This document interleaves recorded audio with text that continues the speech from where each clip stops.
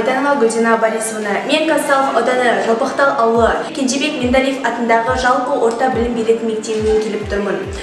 Бұл Марс оқу орталығында бізге білікті де білімді мамандар сабақ беруде. Менің таңдау пәнім биология және химия.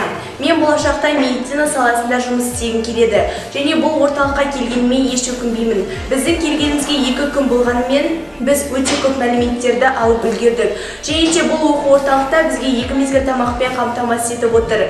Бұл оқу орталығы өте тамаша және бізге ұнап жатыр.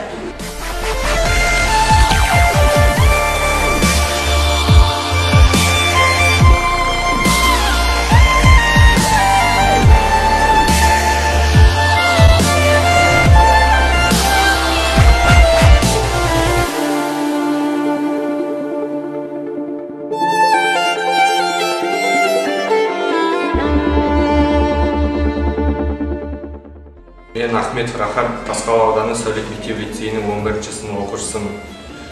Мен 1-ші тоқсанның каникулында Mars Education оқу орталығының жеделдетілген курсына оқуға келдім. Бұнда мен физика-математика пәндерін таңдадым.